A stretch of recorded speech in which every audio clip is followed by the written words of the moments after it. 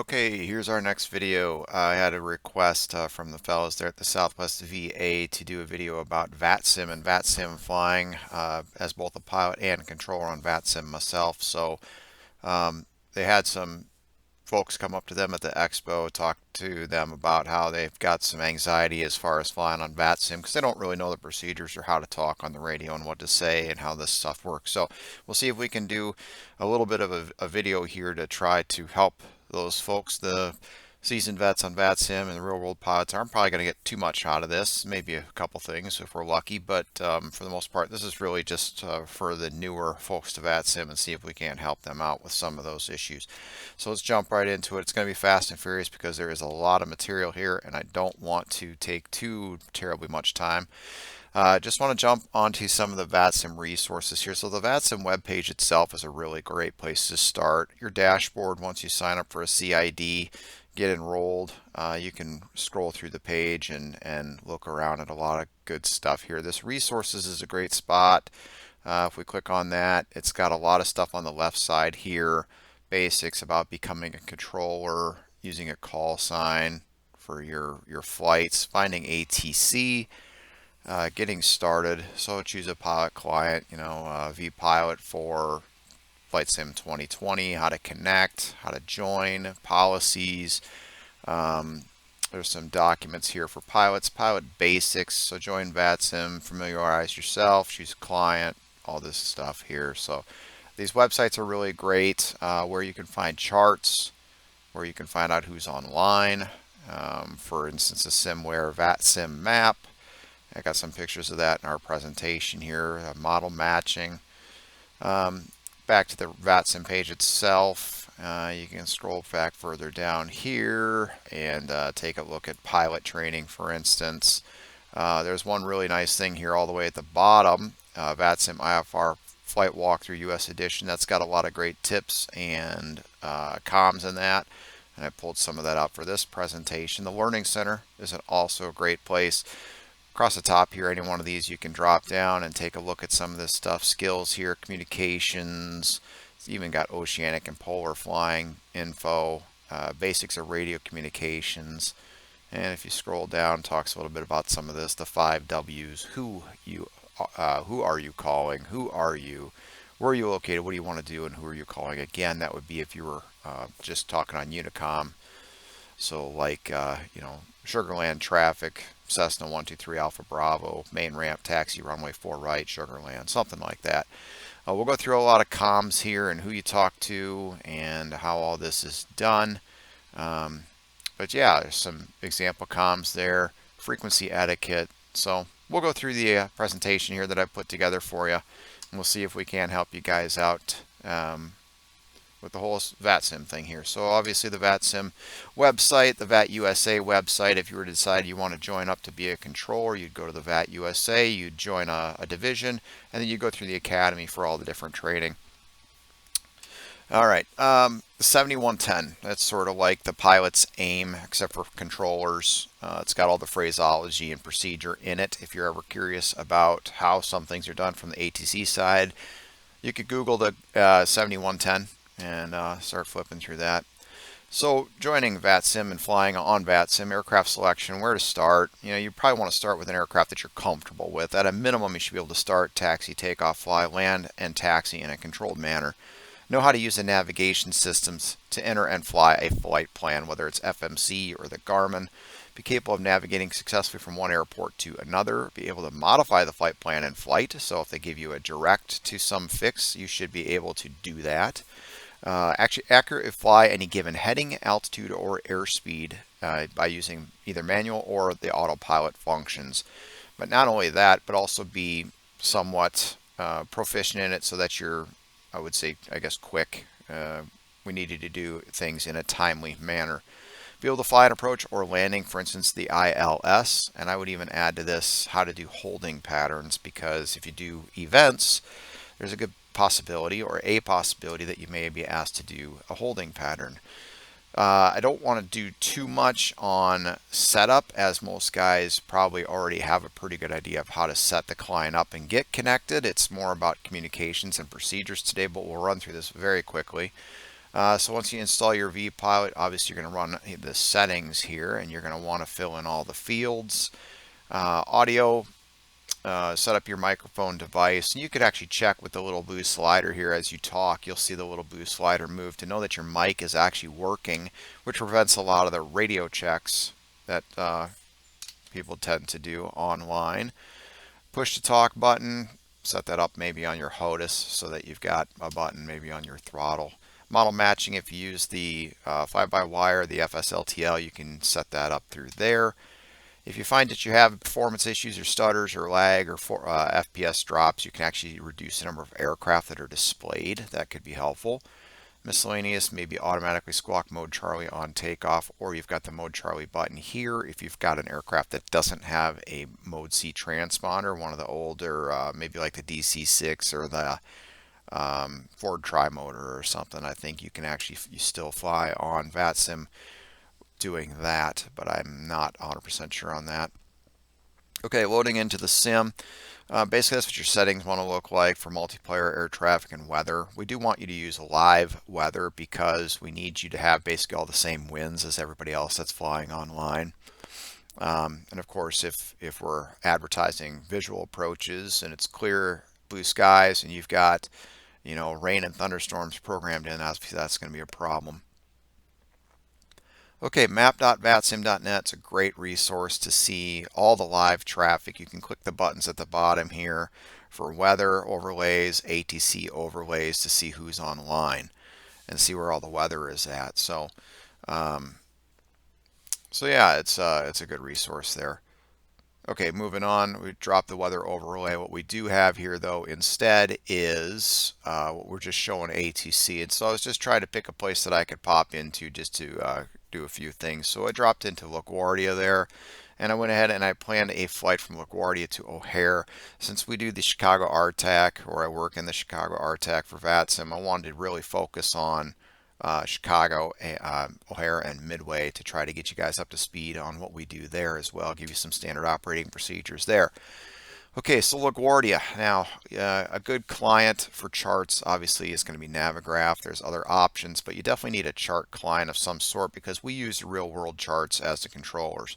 So here, Southwest, we spawn in this pier here. So I'm going to go ahead and take a look and see who's actually online. Right now there's only 2 aircraft on the ground, so I can see that I can spawn into basically any one of these gates and I won't have a conflict. That's what I'm really looking at there. Gate 54 is where I'm going to spawn in. I click there, click fly. Now here's another discrepancy. So it says gate 54 there. The real world chart, that corner is actually gate 55. So again, you're going to want to have real world charts because that's what the controller is going to use. And so you want, when you call up, say that you're at spot 55, now here it's obviously not that big of a deal. You're the only guy over there and you're 1 gate away, but it just kind of to the fact that we use real world charts, and in game taxiways don't always match up either, so you're going to need charts. So you open up the client, you're going to click connect, you're going to put in your call sign, type code, click connect, and when you do, you're going to see obviously all these frequencies pop up on the left, so that's how you know who's online. Otherwise, you can look at the VATSIM map there and get an idea of who's online. So in this case, we've got New York Center is online. We've got New York Approach online. We've got LaGuardia Ground online, but we don't have LaGuardia Tower. We don't have LaGuardia Delivery. So we're going to get all our clearance information, taxi instructions through ground. Ground's going to hand us over to Unicom 122.8, and then once we're airborne, we can call New York Approach at some point on 128.12. ATIS is up 127.05. Very important. That's the first thing that you're going to want to do. Grab the ATIS before you call ground for clearance or, of course, push or taxi. Let's jump into flight planning a little bit. Just want to cover briefly NATO phonetic alphabet in case you didn't know what any of those codes were. And then aircraft equipment suffixes. The ones we commonly see is most guys are RVSM flying the 737s or the heavy jets. Most guys are GNSS and RNAV capable, so you're a slant Lima most of the time. That's a GNSS with transponder mode. Charlie's a slant Lima. If you were no GNSS, no RNAV, but you had a transponder with mode Charlie, like an older jet, maybe like an old DC-6 or something, I don't even know where you'd find that on Flight Sim, but there's older jets that maybe are slant whiskies, which would be basically VOR to VOR without RNAV or GPS. And then, of course, non-RVSM, maybe with DME and a transponder, maybe a slant alpha, like a 152 or something, or maybe a 152 no DME with transponder might be a slant uniform. And then, of course, like the Garmin equipped 172 or a Baron or something, you're non-RVSM, but you've got GPS. Transponder with Charlie, you're going to be a slant Golf. So just a little familiarization there with the equipment suffixes, and I'll show you that doesn't really matter, but I have seen people spawn in with a slant X-ray, and you call them up and you're like, can you just confirm that you're no DME and you do not have a transponder? And most of the time it's just that they don't understand. And so we can change that for you, but if we can prevent from having to do so, that's really great. And as I said, I'll show you something else about that here in a minute. Flight direction, basically east is odd, west is even. So if you're flying eastbound, you're going to want to fly at an odd altitude. So say flight level 350, flight level 370. Westbound is going to be an even altitude like 340 or 360. If you're VFR, you're going to be below 18,000 feet because that's class A airspace above 18,000 feet. So VFR is going to follow the same east, odd, west, even restrictions plus 500 feet. So maybe 6,500, 8,500. A little bit about RVSM airspace, 1,000 foot of vertical separation between 290 and 410, and then we go to 2,000 foot above that, so you can see what those cruising altitudes look like for both east and west. All right, a little bit about SIDS, standard instrument departures. I was told that we should go over a little bit about how to read SIDS and stars. We will do so in the presentation. There are 4 SIDS or 4 departure types: radar vector departures, hybrid standard instrument departures, pilot nav departures, and ODPs. And I'm not going to read all this to you, but if you want to pause and read that, you certainly can. This is a slide straight out of our training presentations for the ARTCC, and I've got several slides like that. Okay, reading SID and star charts. A lot of great references if you simply Google. The FAA, if you go to their website, actually has all their documentation and publications for free on the FAA website if you simply Google. But there's a link there, and I'll try to put all these links in the video description so to try to make some of this stuff easier for you to find. SIDS explained, stars explained, SID star tutorials, a lot of great resources on YouTube, and I'll try to link those as well. SIDS and stars are basically to increase efficiency and decrease ATC workload. And it's also easier on the pilots too. You've got graphical representations of your arrival and departure procedures. And it's also got all the published airspeeds and altitudes. So an example of radar vectored SID, Midway 6 at Chicago is a great example, as would be O'Hare 7. If you fly out of Midway or O'Hare, you will always get the Midway 6 departure or the O'Hare 7 departure. And basically, it just means you're going to get a radar vector to the first fix. There's departure gates, and we're going to give you one of those gates with a vector. It's always going to be maintained 3,000 at Midway, always going to be climb via SID, which is going to be 5,000 at O'Hare. Pilot nav SID. Atlanta's a good example. Denver's a good example. These are where you're going to fly LNAV off the ground. So you're going to roll off, say, 26 right, and you're going to LNAV directly to MPass, Zeeland, Smog, Phil, Lager, Molson, Hartwell, and points beyond. A lot of times these you'll see climb via SID or climb via SID except maintain. And if they simply say climb via SID, you need to look at the chart and read and look for that top altitude, 10,000 feet, and you're going to fly that in VNAV. If you fly it in VNAV and there's any altitudes, like let's say Smog was at 5,000 feet and the top altitude's 10,000 feet out here, well, if you're in VNAV and you've got 10,000 feet in your MCP altitude window, but you're in VNAV, it will respect that altitude of 5,000 at Smog. Just jumping back to the radar vectored SID here too. As I said, at Midway, it's always 3,000. O'Hare is always 5,000. Make sure you put that in your MCP altitude window. We get a lot of altitude busts, and that's not fun for anyone. Hybrid nav SID, great example is Milwaukee, the Acra 5. Basically, you're going to get a radar vector off the ground, and at some point, we're going to send you direct to a fix like Fonzie, and then it's going to be a climb via SID accept maintain. In this case, 1-3000 is what we usually give. You can see Wennel at or above 11, KG at or above 13, Levens at or above 16, and you'll get handed off to either C90, which is Chicago approach, or Chicago Center, prior reaching KG at or above 13 here, and you'll get a higher altitude. But the idea is it starts with a vector to the first fix. So you're going to get a heading, and then eventually you'll get clear direct to a fix, where then you'll fly the rest of that RNAV portion in LNAV. Little Easter egg there, Fonzie. It was a Happy Days TV show back in the 70s, 80s, and the Fonz. Based in Milwaukee, the TV show. ODPs, basically they're set up for terrain or obstruction clearance. So oftentimes you'll see climb gradients or specific procedure where it's, fly this heading until this distance or cross this fix at or above this altitude, and it's all just for obstruction clearance. You can just read these route descriptions here. For instance, take off runways 4 left, 4 right, or 8 left, or climbing right turn to 3000, heading a 155 to intercept the Honolulu 125 radial to Hana intercept for proceeding on course. So the idea is if you fly that routing, you're guaranteed terrain and obstruction clearance. There's obviously higher terrain around Honolulu and places where these ODPs are published. You don't get those very often, but occasionally you will. Okay, so SimBrief, if you use SimBrief, it's good to set up profiles for your aircraft. This is just where I set up a profile for my 737. I use this 268 WN Whiskey November because that's one of the standard setups in Flight Sim, just so I don't get confused when I've got an aircraft picking a profile for such and such aircraft, and then I'm loaded in with a different profile in the sim. To me, it's easier if you just match them up.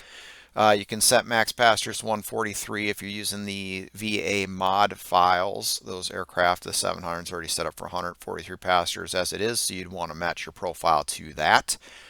Default cost index of 40 down here. The NGs are 40. The max is 30. That question comes up a lot. The KO equipment and PBN capability, simply leave that alone. And if you do so and you use this profile, you don't have to worry about that equipment suffix. It'll automatically populate as a slant lima for you because of that. Okay, moving on. So we're going to create a flight through SimBrief. Do the drop down, grab your profile, aircraft. That'll just make things easier on you. Scroll down to the bottom, make sure everything that you have selected is what you want as far as departure, arrival, airport. It's going to automatically bring in a lot of data for you. Check the route. Once you like it all, generate the flight. It's going to, and then you can click view PDF. You'll get your SimBrief dispatch release.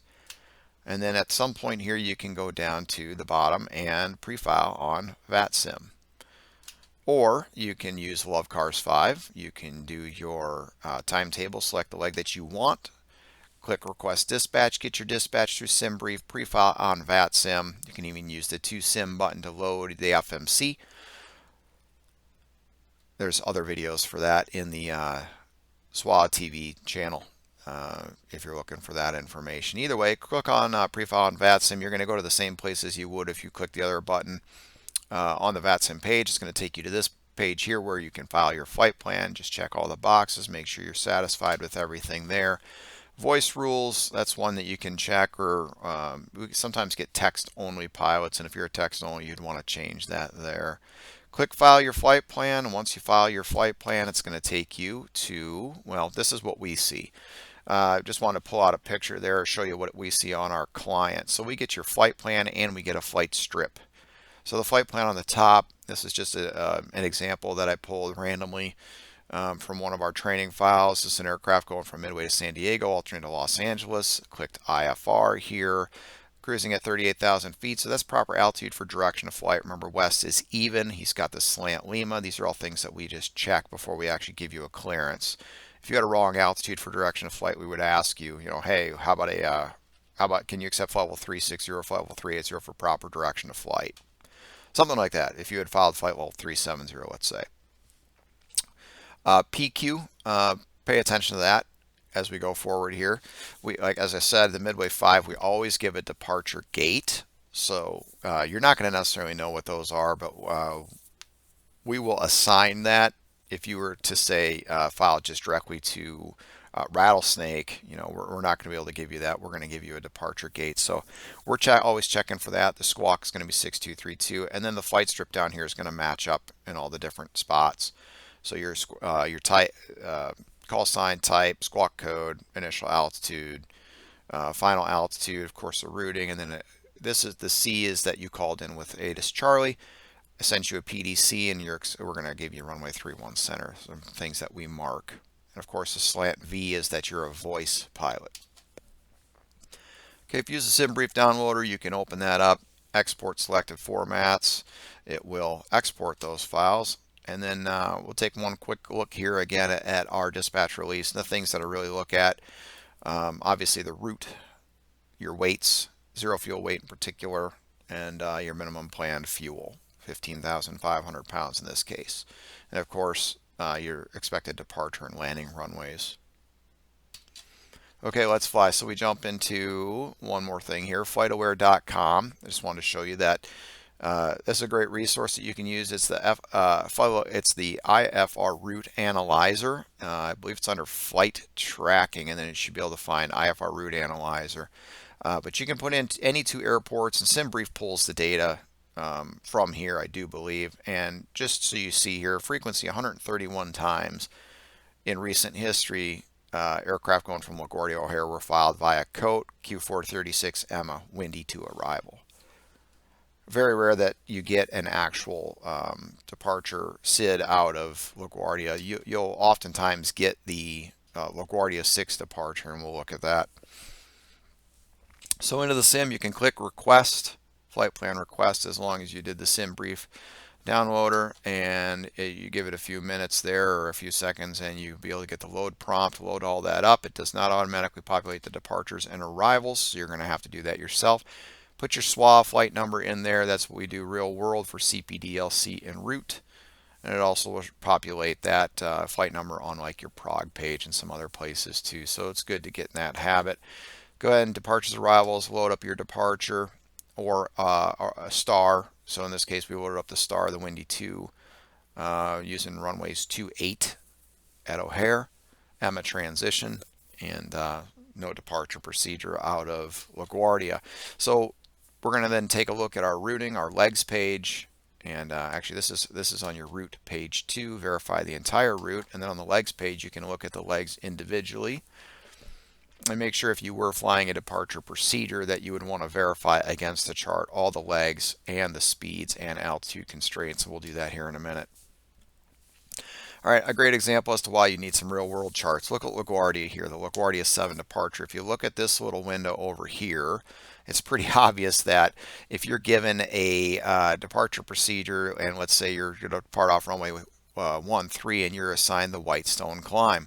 Well, how the heck are you going to know what the Whitestone climb is if you don't have a chart? There's a few things that we need to look at here, and anytime you pull up a chart, read the entire thing. Don't just gloss over it. So New York departures 120.4. If you didn't get a specific frequency from the clearance delivery, 120.4 is what you'd use for departure. Obviously, transition altitude in the United States, 18,000 feet. You can read all those remarks. There's a few things here. Newell, authorized only for jet aircraft requesting a final altitude of level 180. I don't know why that thing keeps coming up. Anyway, ZIMs, authorized for aircraft types restricted to a final altitude of 180 and above. So just a few notes for you. Big one here, speed restrictions. So traffic filed over Biggie, Elliott, Lana, Newell, Park, ZIMs do not exceed 250 knots until reaching 1000. Most of you know by now it's the speed limit below 10,000 is 250, but in this case they're restricting you until you reach 11,000. Takeoff obstacle notes, takeoff minimum. So off of 13, let's say we're doing the Whitestone climb, we said. So 400 foot ceilings, 2.25 miles visibility or standard. Standard being Part 121 standard takeoff minimums is 1 and 2 engine aircraft is 1 mile of visibility. 3 and 4 engine is a half mile visibility. There's no ceiling minimums, so they're actually requiring a little bit better weather than standard. So you can take off with 400 foot ceilings, 2.25 miles visibility, or standard takeoff visibility with a minimum climb gradient of 283 feet per nautical mile to 300 feet. Not much of a climb there. It doesn't, you don't have to sustain that for very long. Standard is 200 foot per nautical mile. So I'm asking you to climb just a little steeper for the first couple hundred feet. It requires minimum ATC climb of 500 foot per nautical mile to 1,500 feet. So that's actually the one that you're really going to be concerned about. If unable, advise ATC prior to taxiing onto the departure runway. So 500 foot per nautical mile to 1,500 feet. If you look at this box here, 500 foot per nautical mile, that's second from the bottom line there. Say we're going to do 150 to 180 knots in our climb. We're going to be somewhere between 13 and 1,400 foot per minute in the climb. 737 is not going to have a problem doing that. Remember, these are all for these are normal procedures. This is not single engine. This is considered all engines operating. If you lost an engine, you'd simply fly the engine failure procedure, and all of this is out the window from a legal standpoint. So just keep that in mind. This is all engine, and you're not going to have a problem doing that. How do you know you're not going to have a problem doing that? Because you're going to be taking off at or below ATOG. And if ATOG was going to be climb limited, then you would be taking off at or below a climb limited ATOG. So that's how you know that you can do this. Dispatch is not going to send you out on an aircraft at a weight that you're not going to be able to do this. They've taken all this into account, and there's software that they're running all this through, so you can rest assured that you're going to be able to do that. Okay, so initial climb, runway 13, Whitestone climb, climb right turn to heading 180 to 2.5 DME from the LaGuardia VOR, then left 040, do not exceed 210 knots, still established on a 040 heading, maintain 5,000 feet, which also says here. You can see all that is here graphically, so he's going to turn out to 180 and then at 2.5 DME, or I believe is what it was, 2.5 DME left turn heading 040, do not exceed 210 knots till established on the 040 heading. So read, have charts, read. I just want to show you all that because it's a great example as to why you need charts. Okay, enough on that. Moving on, ATC comms. VATSIM Learning Center, we just went through some of the VATSIM website, showed you where some of that stuff is. Great website, very helpful. Just one thing to point out, contact versus monitor. So maybe you're working an event, maybe there's ramp or metering online, and they're going to have you holding short of a taxiway. They may tell you very well to either contact ground or monitor ground, and that's the difference. Contact means call them. Monitor means switch to the next controller's frequency, simply listen and let them call you.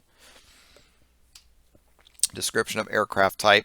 Anytime, if you're flying a super or a heavy, please say so. So United 418 heavy, always append that to your call sign. In the en route or center environment, we don't care, but certainly with tower, ground, approach, departure. Communications flow. So basically, the reason I put this slide in, just the other day I was working top down center, and I had a fellow on the ground call me for a clearance when we had midway ground, midway tower, and approach departure online. We work top down, so if I was online by myself as center, I'd be working center, approach departure, tower, ground, and clearance delivery. You as a pilot want to work bottom up, so you're going to start with clearance delivery, then ground, then tower, then approach departure, then center. So he said, you know, I'm always confused as to how this works. And it is sort of confusing. He even said, I know you guys work top down. And I said, yeah, we work top down, but you should work bottom up in terms of communications. So you're going to get your ATIS, then you're going to call clearance delivery if clearance delivery is online. Then either ramp or metering. Some places do this in reverse order. And then ground, then tower, then departure, center, approach, tower, ground again. And just find out, you know, if delivery is online, call them for your clearance. If clearance delivery is not online, but ground is online, you're going to call ground for your clearance. All right, some standard words and phrases. Again, this is maybe a spot you can pause and just kind of look these things over. Both controllers and pilots can use these or will use these. Required readbacks. Okay, so what does a pilot need to read back? Anytime you hear the word cleared or cleared to or cleared, like say cleared via or climb via, cleared to descend via, cleared for takeoff, cleared to land. Anytime you hear the word cleared, you definitely need to read that back.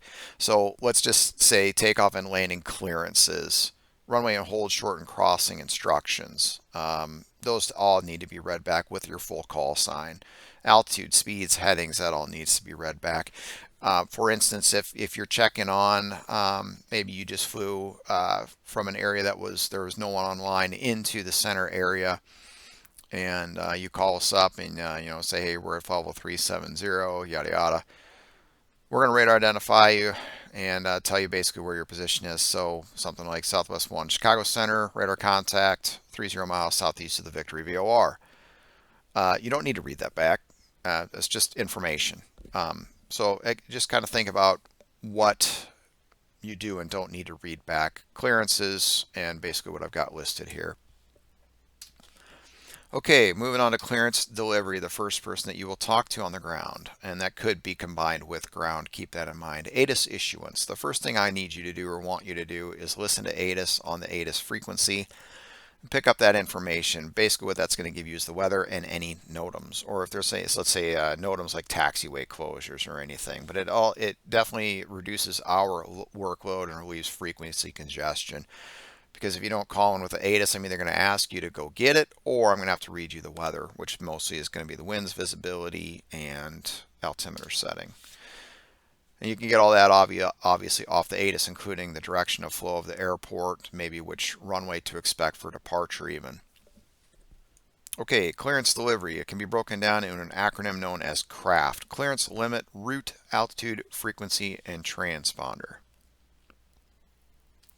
Obtaining clearance. Include your position and ATIS information in your call to clearance delivery, ramp, ground, top-down system, whoever this may happen to be on that first call. So for an example, in our flight here, LaGuardia delivery or perhaps LaGuardia ground, Southwest 479, gate 55, clearance midway with Charlie.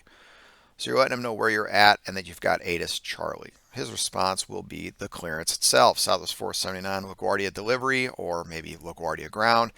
Cleared to Chicago Midway Airport via Goldman 8 departure, then is filed. Climb via SID. Expect level 360, 10 minutes after departure. Departure frequency 122.8, squawk 1144.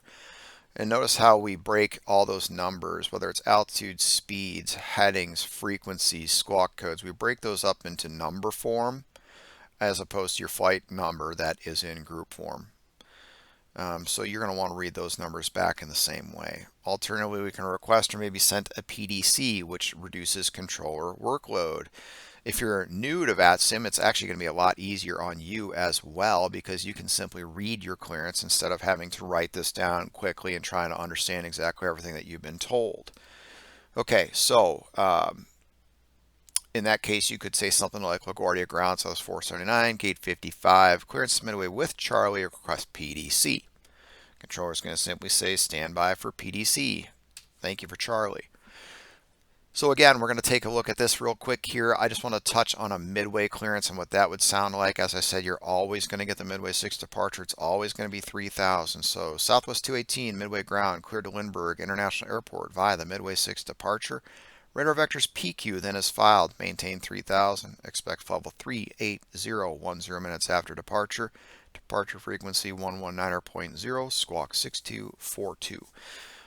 Radar vector SID. So as I said, remember, you're always going to get a radar vector to that first gate, which in this case is PQ out to the west. And here is the midway 6 departure. Those gates are to the north, Pumpkin, Rainer, Lukey to the east, PQ to the west, and to the south you got Aceto, Bacon, Comiskey, Dent, and Earned. Now that's for an RNAV aircraft. If you were a slant whiskey, which was VOR to VOR, remember, you're still going to get a fix, but it's going to be Gipper, Roberts, Polo, Iowa City, Badger, or Northbrook. We don't use DuPage, it's too close to O'Hare. But same as you're going to get a vector to that first fix. Let's say if it's an RNAV fix, you're going to do the same thing for a VOR. We can look at this chart a little more closely. Chicago departure 128.2, a lot of the same notes. Speed restriction. Both Midway and O'Hare have speed restrictions of basically 250 knots until advised.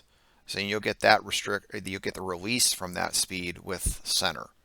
So maintain 250 until advised by ATC. anytime you're flying out of Midway or O'Hare. I believe Milwaukee and Milwaukee also have the same restrictions. I think any C90 airport has that restriction. So takeoff, what's the initial climb? All aircraft climb on assigned heading for radar vector to a filed assigned route for depicted fix. Maintain 3000. Expect filed altitude 10 minutes after departure. Top altitude to 3000. And complete initially assigned turn within 4 miles of the Midway Airport here in the routing. Obviously, you've got north to the northwest. You've got O'Hare. To the northeast, you've got downtown. That's the reason for that quick turn. All right. And of course, that 4 miles is going to be based off the 109.9. That's where we're looking at the distance there. So you might want to tune that up in your nav radio so you got DME information, or in your FMC, you could do your fixed page. You could put, say, the airport and draw a 4-mile ring. Okay, so let's say you got that clearance to Lindbergh from Midway delivery. And so we got both delivery and ground online. Southwest 1, read back correct. This, of course, from delivery. You read that clearance back. You read it back correctly. We're listening for any errors. Southwest 1, read back correct. ATIS, advise ATIS information Charlie, unless, of course, they've already called in with it. Contact ground for push. If congested, like an event, or onto a movement area. Contact ground for push 121.65. If you're in a non-movement area, it may and you gave the ATIS, it may simply sound like Southwest 1, read back correct. Push and start at your discretion, call ground 121.65. Something like that. So you're just going to push, and then when you're ready to taxi, call ground. If ground was working both ground and delivery, it may sound something like Southwest 1, read back correct. Advise ATIS Charlie, expect runway 31 center, call for push. Same deal if you're on congested or into a movement area. Maybe you're at the end of one of the piers there. Let's see if we have an example. Well, I can show you a little bit later here, but maybe at the top of the Bravo gates there, and you need to push onto Tango. So push onto Tango is approved, maybe. We may even say something like face northwest, face southeast, call for taxi, because we've got, obviously we're planning on sending you out a specific direction. So yeah, usually what I'll say is Southwest 1, read back correct. ATIS information Charlie is current, expect runway 31 center, face southeast, push and start at your discretion, call for taxi. Or push onto Tango's approved, call for taxi. It's a lot of information, but if you break it down, it's really not that much. Yeah. So the O'Hare 7 departure, we can look at this. A lot of the same information as the Midway 6. You got that speed restriction of 250. You can read down here and see all the different climb gradient information. Some of that is coming to Love Cars. Are going to get that plugged in. And again, your ground speed in knots versus the climb gradient and what that equates to with a vertical speed. This one's a little more complicated and a little more important because this is a climb via, even though it's a radar vector SID. You can see the two rings here, 5.5 miles and 8.5 miles off the Chicago VOR. We need you at or above 3,000, at or above 4,000. And it says that here, initial climb, radar vectors, first fix, expect flight level 10 minutes after departure. The top altitude is 5,000 feet. And that routing down here, it does say cross 5.5 arc off Chicago at or above 3,000, the 8.5 arc off of Chicago at or above 4,000. You could do the same thing. You could put GCO in your fixed page with a 5.5 ring and an 8.5 ring, and you'll just need to know that you'll be above 3,000 and 4,000 at those rings. If unable to comply, advise ATC as soon as possible prior to departure. We can get you some relief for that, but it's going to be for other traffic, basically. So oftentimes in your clearances here at Chicago, at O'Hare, we'll give you the cleared to such and such airport via the O'Hare 7 departure, radar vectors, mobile, let's say, climb via SID. Sometimes we'll say top altitude 5,000 because we know guys bust all the time, even though it's published right here on the chart, top altitude 5,000. Departure gates out of O'Hare are a little different than Midway. Remember, it was Aceto Bacon, Comiskey Den, Earn to the south. We had Lukey to the east, and we had PQ to the west. We had Pumpkin and Rainer to the north. O'Hare eliminates Lukey, but it adds E-Bake, Duffy, Mobile, Mikey, Nooney, Olin, PQ to the west. and the rest of those stay the same. The VORs are pretty much still the same. Now you can also see there's a little difference in the departure frequencies. If you're going over Pumpkin, Rain, or E-Bake, Duffy, Mobile, you're going to be on 125.0 for departure. To the west and the south, you're going to be on 126.625, but we'll usually just have one departure frequency online as opposed to multiples. Just listen in your clearance. And of course, if departure or center is offline, departure would then be 122.8. So on a higher clearance, what's that sound like? United 1 Heavy cleared to Denver International Airport via O'Hare 7 departure, radar vectors Olin, then is filed, climb via SID, departure frequency 119.0, squawk tree 107. Readback as delivery only at O'Hare. Readback correct is ATIS information Charlie is current, contact ground for push, or contact ground for taxi on that ground frequency 121.9. If ground and delivery is combined, it may sound something like readback correct. Expect runway 10 left at Delta Delta, call for push, or simply expect 10 left for departure, push and start your discretion, face south, call for taxi. Again, just listen up. Okay, so here's an example. Now we're back at LaGuardia, and this is an example of a PDC, and you can see exactly what we got here in our PDC. And all you got to do is read it. So, here we're Southwest 2734. We're going to go to O'Hare, squawk 1144, final altitude 360. Goldman 8, code Q46, 436 Emma windy. So he actually added the Goldman 8 departure of 122.8. Remember, there was no tower online. Altitude restriction, climb via SID, top altitude 5,000. Goldman 8 departure, you can read the rest here. Plan runway 13 for departure, contact ground on 121.7 for taxi with assigned SID, squawk code, and current ATIS code only. So you don't have to read this back. It says do not reply to this message. You don't have to reply to the PDC or tell him that you got it. Just when you are ready for taxi, he doesn't even care if you call for push. He just says for taxi, assigned SID, squawk code, current ATIS. So I would push, start, do all my checklists, and when I'm ready to go, I would simply call him up at LaGuardia ground, Southwest 2734, spot 55, Goldman 8, squawk 1144 with Charlie. So basically just exactly as he's asked you to do here. All right, so let's reprogram the box. Departures, arrivals, departure. We'll add the Goldman 8 off 13, and then we can look at the Goldman 8 departure and read everything there. I'm not going to read everything to you because we kind of already did that once, but what I do want you to do is take a look at the actual routing. You can look at the initial climb and the routing and see Kiwi max a speed 220 at or above 2,500. Vobaz max 220 at or above 4,500, Goldman, and then a 335 heading. And what you need to do then is go to your legs page and make sure that that all matches. Because you do have some altitude restrictions and it did say climb via, you can actually fly this in LNAV and VNAV. We'll get to that. So we'll request takeoff performance. We can do our 2SIM function using Lovecars 5. Again, we have a video on that already. Or if you're not doing that, you can simply do a request if you're using SIM, whatever that program's called, to export that data. Request and load your perf data once everything is loaded up. One thing you can do, we did a video on this as well in VNAV. Takeoff. If you're taking off in VNAV, you can do the L2, L3 method there. And what this basically is if you were to do init ref and then perf and then approach and look at your flaps 30 speed and then add 70 knots to that, you would come up with 203. So basically 203 is going to be your up bug. So if you can put in 203/3020, which is 3000 AGL, LaGuardia is 20 feet. So 3020, and then in the L2 here, you're going to put 250. And what's going to happen there is you're going to take off in VNAV.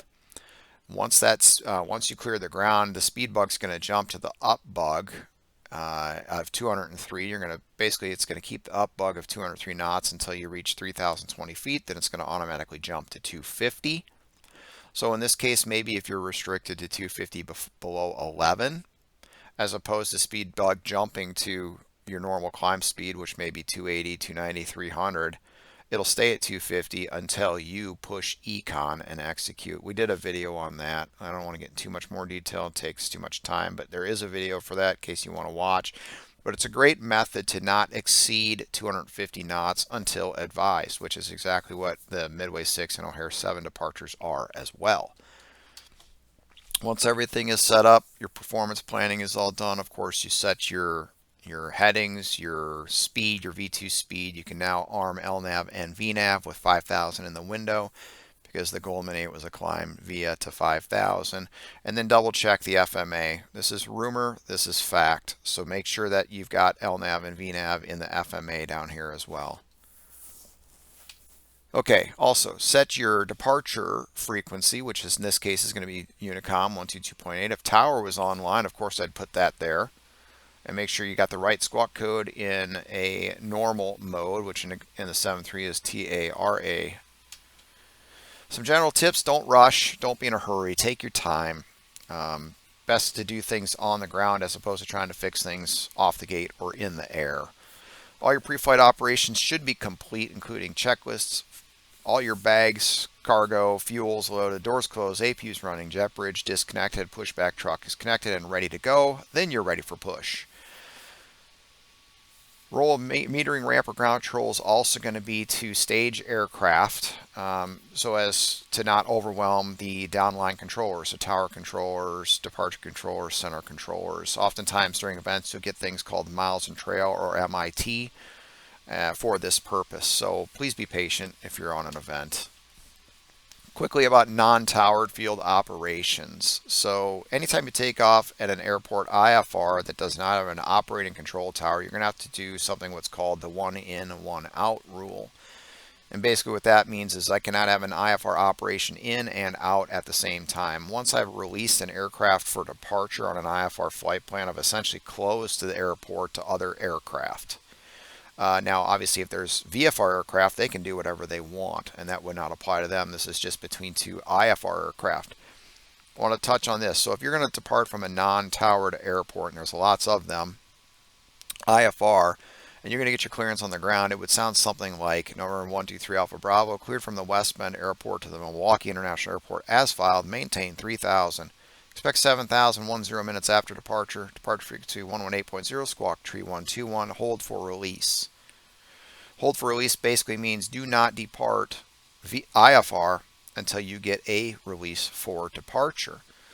So this aircraft would read that clearance back. At that point, I would say read back correct, taxi to the runway of your choice, hold short, call number 1, ready for departure.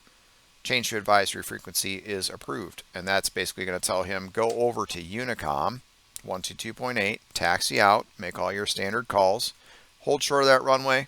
When you're there, you're ready to go, call me back. So in this case, 123 Alpha Bravo is going to call me back. He's going to say, hey, we're holding short, runway, whatever, we're ready to go. And the example release for that would be, I should have put 123 Alpha Bravo released for departure. Those are the words you need to hear. Released for departure at 0100 Zulu. Clearance void if not off by 0120 Zulu. If not off by 01200, advise Milwaukee approach not later than 0130 Zulu of intentions. Time now 0055. Or maybe it would even be 0100. The idea here is I've released the aircraft for departure at this time, which is in 5 minutes. And his clearance is void if he's not off within 20 minutes. So what did I do? I basically closed the airport to any other IFR arrivals or departures for 20 minutes. So if another aircraft was inbound and said he wanted to land their IFR, I'd have to probably put him in a holding pattern until this guy was either airborne or canceled his IFR. Just know that that's what all that sounds like. You'll get a hold for release, and then you'll have to call and get a release for departure. Doesn't stop you from taking off VFR and getting your IFR in the air. We call that a pop-up IFR. That's perfectly fine. Arrivals would be much of the same. Once I clear you for an approach, I can't clear another aircraft to depart or another aircraft for an approach until you've canceled your IFR. VFR operations, particularly let's talk about O'Hare. If you're going to fly VFR out of O'Hare, you're going to get a Bravo clearance. Some places, some facilities give the Bravo clearance as ground or clearance delivery. We do it with the tower. And so an aircraft that's VFR at O'Hare, they're going to hold short of their runway. Maybe they're going to get handed off from ground over to tower, and they're going to call holding short, ready for departure. And we're going to say something like cleared into or cleared out of the Class Bravo airspace, maintain VFR at or below 1,800. Aircraft would read that back, then we would give them their normal takeoff clearance. We do standard departure headings for both VFR and IFRs out of O'Hare, and we'll get into that in a little bit. Ground control, what is a movement versus a non-movement area? Where do you need to talk to me when you're going to push? Where do you need to talk to me when you're going to taxi? Basically the red and the blue on the right. All the ramps and that terminal area over there, as long as you're not on Tango or Yankee, you're in a non-movement area. So if you're in this U shape here where the gates are, you can push and start without calling. You don't need clearance from ramp. There is no ramp at Midway, but you don't need any clearance from ground to push in that area. Or if you're a 172 down here, you can taxi up to and hold short of Yankee and then give us a call. That's delineated by those yellow markings. I'm sure you've seen those on the ground, but that's what a movement and a non-movement area is, what we own and what we don't own. Okay, so if you're going to be on the inner, this is what I was talking about earlier. If you're at the end of the Bravo gates or end of the Alpha gates, maybe you need to push onto Tango. Tango, of course, is a movement area. So, with your first call, perhaps you could say that, hey, at Bravo 25, request push onto Tango. We'll say push onto Tango is approved. Expect runway 31 center, face southeast, call for taxi. Okay, so just know the difference between a movement and a non-movement area. Pilot pushback request at Midway ground, Southwest 1, gate Alpha 15, request push with Charlie. Now, if you're at a non-movement area, you don't even need to make that call. But if you need to be, let's say, off one of those gates where you need to push on a movement area, or it's congested, maybe delivery even asked you to request push because we're doing an event or something. But anyway, here's some sample phraseology. Southwest 1, Midway ground, push start your discretion, call for taxi. Or push on a Tango approved, face northeast, call for taxi.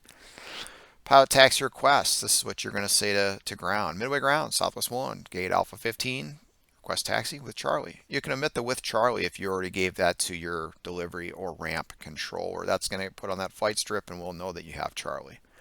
So once you've given it to that first guy, you can omit that. Taxi instructions sound something like Southwest 1, Midway ground, runway 31 center, taxi via Tango, Echo, cross runways 31 right at Echo. In this case, it would actually be a hold short there because I'm only telling you to cross 1. So it would actually be cross runway 31 right at Echo, hold short runway 31 center. Once we're going to continue the taxi, then it would be cross runway 31 center and runway 31 left at Echo, continue taxi via Yankee, perhaps. Hold short instructions, Southwest 1, runway 4 right, taxi via Tango, Yankee, cross your own right, hold short runway 31 center.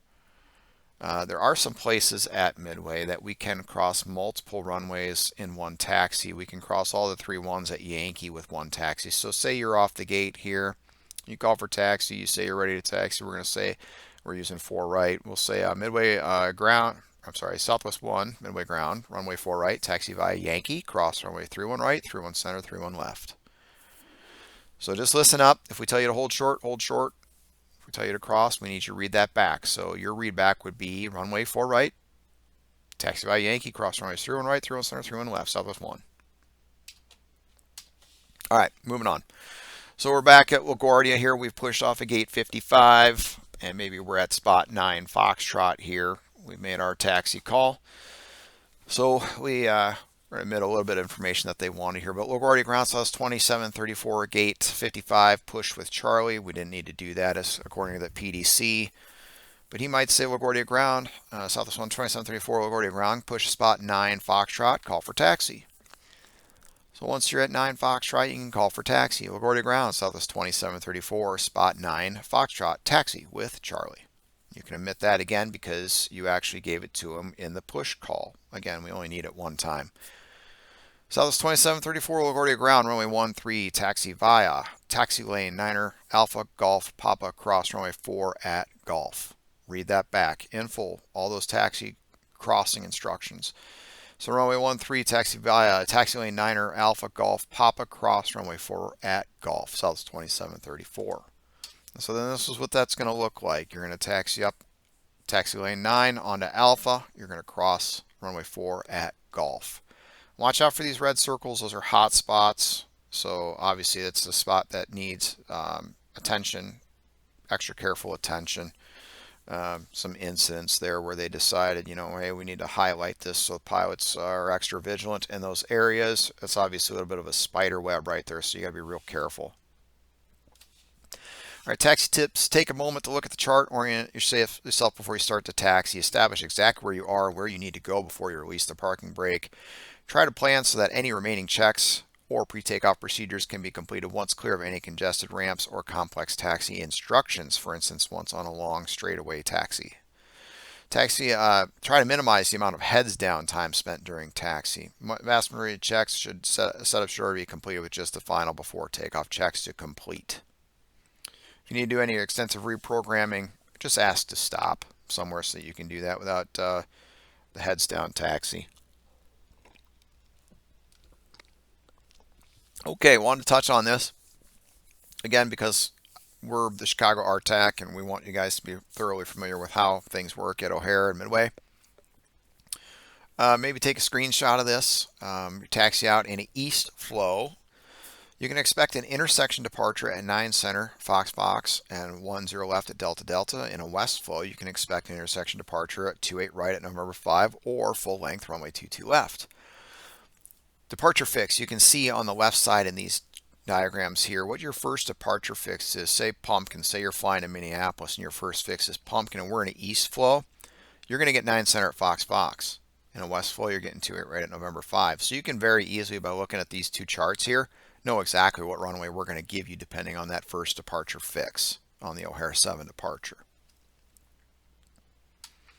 And those are those intersections. 9 center at Foxtrot Foxtrot, 10 left at Delta Delta in an east flow, 28 right at November 5, and 22 left full length in a west flow. That's what you can expect. Okay, moving on to tower. So O'Hare. Just want to show you that we do standard departure headings off of O'Hare. So for instance, in a west flow, off 28 right, November 5, if you're going to PQ, you can expect heading at 250. That's what this is showing you. East flow, if you're going off a 9 center at Foxtrot Foxtrot, you're going over Mikey, you can expect the tower to tell you to turn left heading 320 with the takeoff clearance. So these are our standard departure headings at O'Hare. We have the same thing at Midway. Our primary runway is 4 right, 31 center, or 22 left. Very rarely do we use 13 center, but we do if the winds dictate. And those are the standard departure headings for those runways over those certain fixes.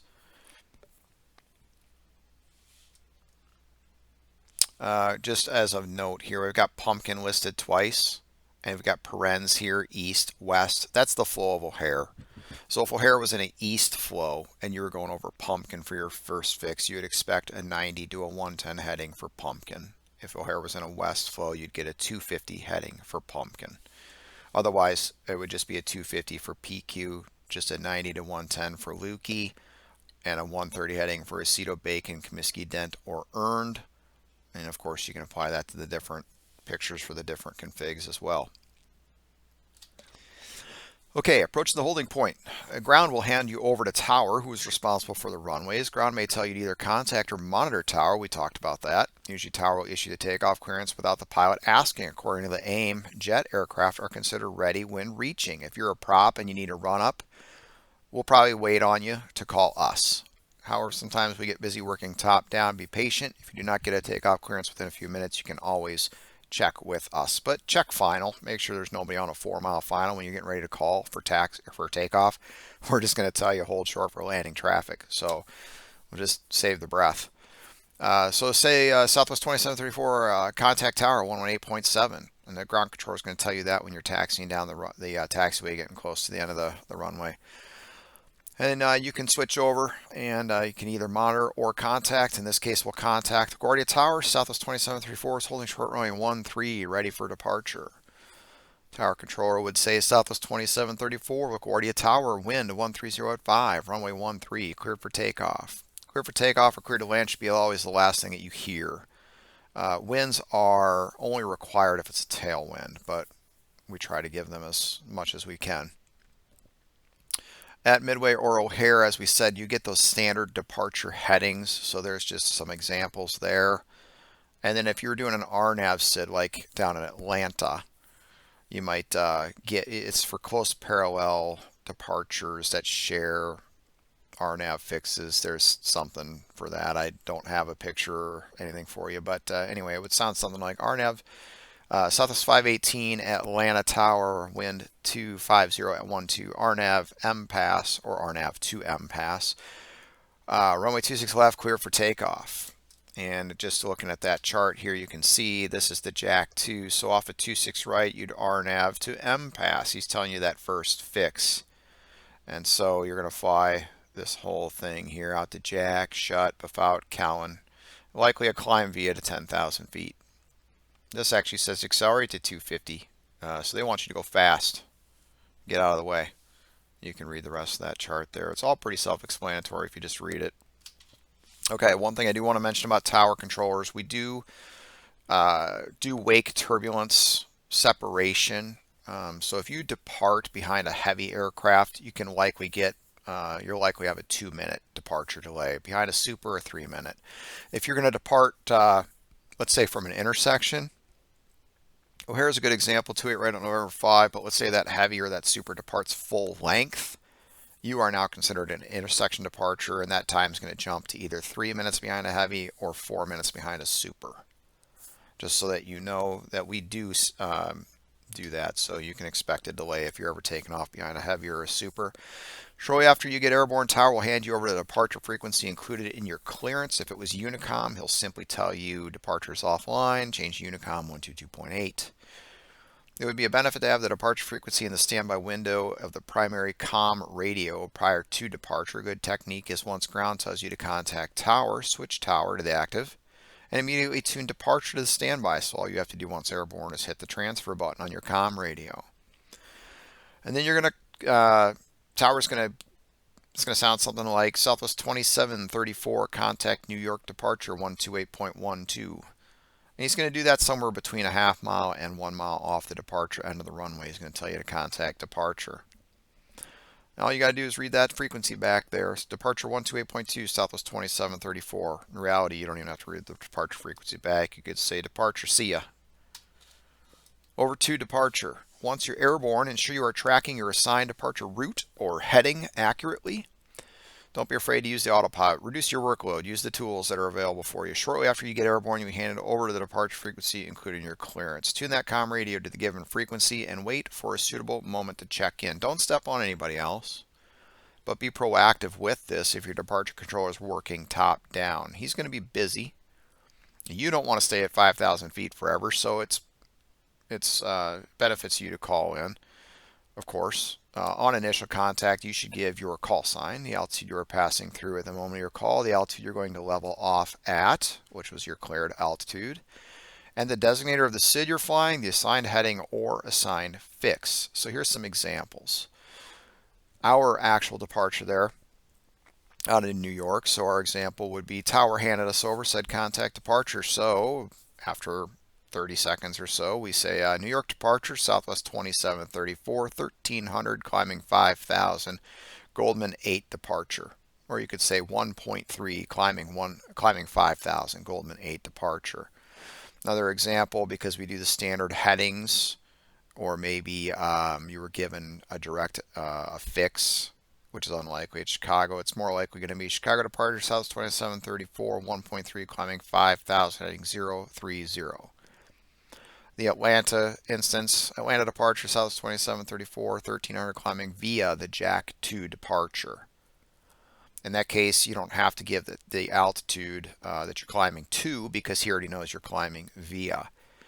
Southwest 2734, New York departure, radar contact, climb maintain 5000. Or departure may say to you, radar contact, climb maintain 5000, clear direct coat. He may give you a shortcut. If you're on a heading like out of Chicago, you can expect that you're going to get direct to that first fix. Be proactive with this. What I would say there is make sure you give the altitude you're climbing out of. In this case, 1.3 in all of our examples. Why? We're doing a mode C verification that your transponder is actually reporting what you say you're at. And it has to be within 300 feet of the reported altitude. So it's very beneficial if you make that first call and you give us the altitude that you're climbing out of. Now, this is the case where tower was online and told you to contact departure. What if tower was not online?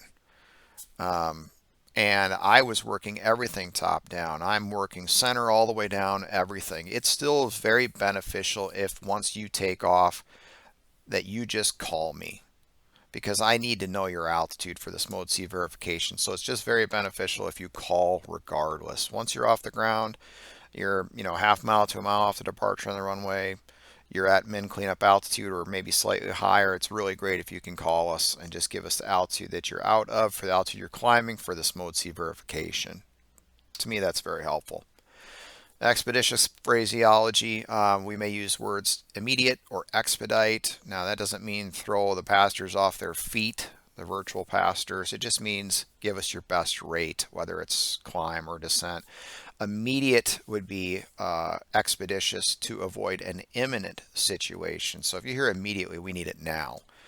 Expedite would only when prompt compliance is required to avoid the development of an imminent situation.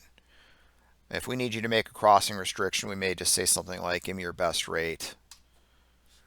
Okay, again, that speed restriction there, we can skip over that. Once you're clear of any speed restrictions, or in Chicago, when center says resume normal speed, you can simply hit Econ and execute if you did the L2, L3 method.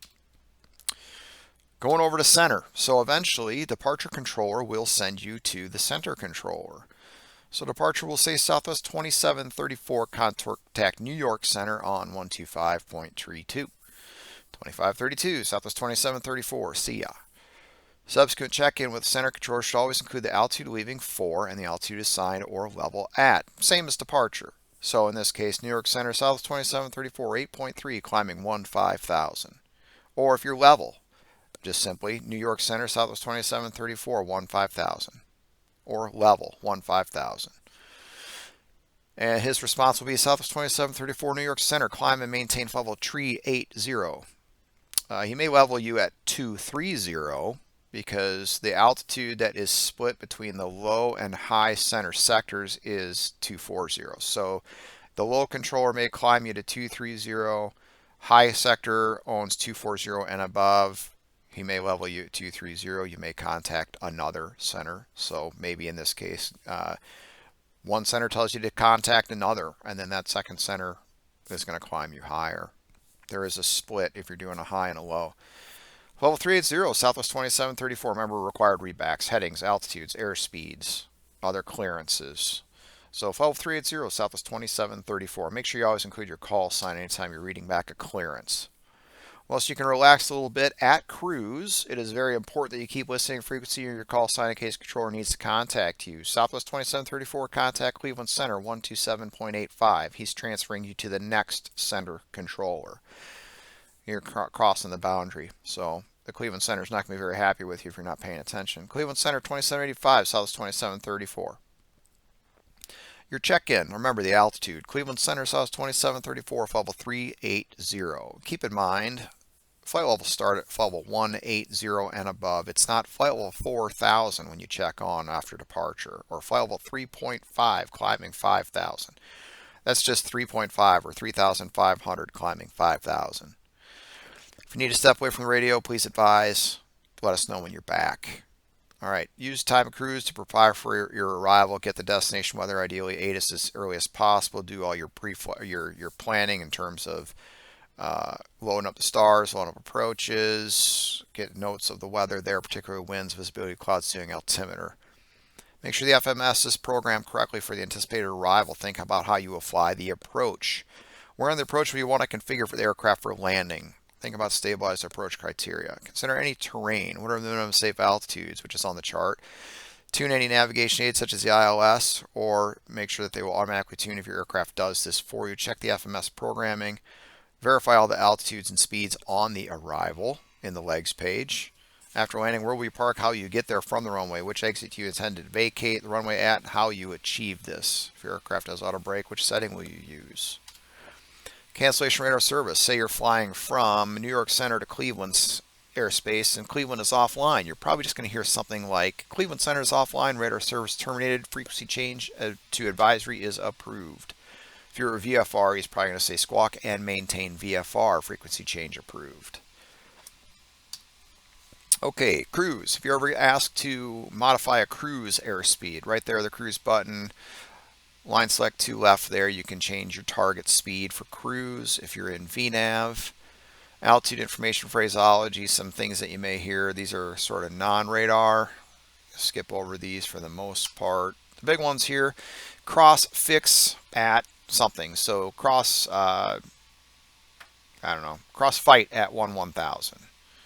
Cross fight at or above 1/1000.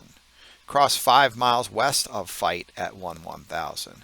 Climb or descend at pilot's discretion. That means if I say descend at pilot's discretion, maintain level 240, you can spin 240 in your altitude window and you can stay there as long as you want. If you want to stay there all the way to your top of descent, fine. But if I say climb, descend now, or I simply say climb and maintain or descend and maintain, that means now. Descend via the star, climb via the star, or SID rather, climb via SID. So maybe descend via the ND6 arrival and maybe a runway transition. So going to midway, be like descend via the ND6 arrival, runway 31 center transition, midway altimeter 2978, something like that. All right, descend via accept cross, maybe descend via the ND6 arrival, accept cross, ND at 7,000. So instead of spinning 6,000 in the bottom altitude, you just put 7,000 in. Okay, when to descend, obviously by your top of descent. If you're using an FMC, that's the spot where your aircraft is going to want to descend on the VNAV profile. Otherwise, there's some mental math methods you can do. Basically, your AGL altitude by times 3,000. So say you're at 360 and you're going into Florida at sea level, so your 36,000 AGL times 3 is 108 nautical miles. That's for a 3-degree path. And then just for some fudge factor, you can add, say, 10% or just add 10 miles. And so maybe at 118 miles, you'd want to start your descent from 36,000 feet. There's some mental math there. This, again, is AGL. If you're going to Denver and it's 6,000 feet, now you're only 30,000 AGL. So that'd be 90 miles. Add 10%, maybe just round it to 100 or 105. Also, there is a general speed limit of 250 below 10. Don't ever forget about that. ATC instructions, controllers generally know approximately when your aircraft need to start sending on particular routes, but if you're approaching calculated top of descent, you've not had a clearance to descend, simply ask controller for a descent. We don't need to hear about that 50 miles from your top of descent, but when you're within 5 or 10 and we haven't talked to you, maybe we're just busy, you can just ping us. Chicago Center, Southwest 2734, requesting descent. And if we don't know exactly what to do with you just yet, we'll probably just give you a descent at pilot's discretion, maintain level 230. And you read that back. Level 230, Southwest 2734. Your descent page, if you hit descent, cost index will give you this speed here, 284. You can always bump that up to a higher airspeed if you want with just a slash, let's say 300. If you're at the top of descent or you're high on profile, you can always increase that speed. It'll pitch the nose of the aircraft over steeper.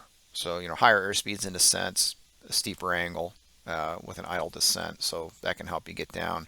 Obviously, speed brakes or speed intervention, open the window, increase the speed. Obviously, if you have a speed restriction, you really can only use the speed brakes. Here I think is a handy little tip.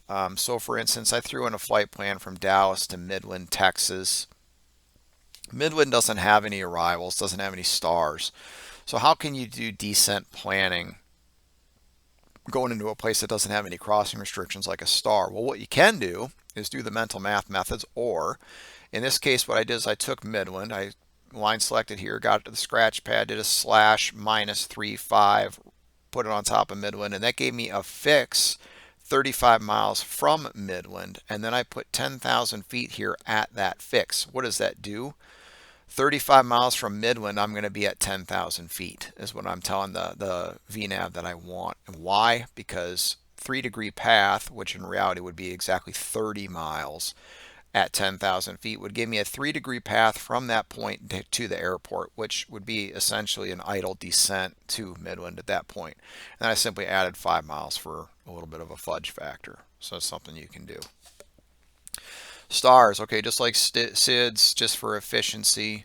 RNAV stars are the most common. There's profiled and non-profiled stars, and I'll show you what those both look like. An example of a profiled is the ND into Midway, and it might sound something like descend via the ND6 arrival, runway 22 left, transition, Midway altimeter 299 or 6.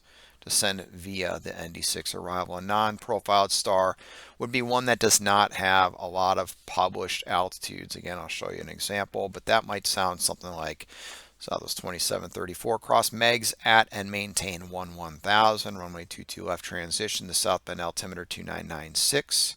The reason we give you a transition is because there's a branch point on that star, and you'll see that here momentarily.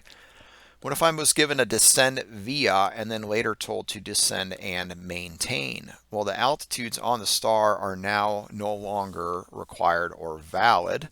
We're now just expecting you to descend and maintain that altitude. However, if you were descending via a star with published speed restrictions, the speed restrictions are still in effect unless the controller explicitly cancels or amends the speed restrictions. If we vector you off a descend via, we need to give you an altitude as well. And of course, the speeds wouldn't apply because you wouldn't be going towards that fix in the first place. But if we turn you back towards it and tell you to resume, then yes, they would. So here's an example of profiled. So say you're out here at JLEP and you're going to the 3-1 center transition here to Gaga for Midway. You're at, say, at level 320. We tell you to send via. Just follow this down the line, look at your legs page, find the lowest altitude. It's going to be 6,000 at Stickney. So roll Stickney in there at 6,000 feet, VNAV path, and your VNAV will descend via and will even slow for ND at 250. Again, read everything. 3-1 center from Stickney on a track 087 to Winners. And then on a track 087 to Gaga, then a 091. Expect radar vectors to final approach course after Gaga. Pretty simple. Some published holding patterns, one here at ND, one at Elvis, Magoo, Meg, in case we ever ask you to hold. ATIS frequency is published right there. You can read the other notes up there at the top. Now, if there was a different altitude here at ALQ, and we said to send via, but we didn't give you the transition yet, I would set 6,000.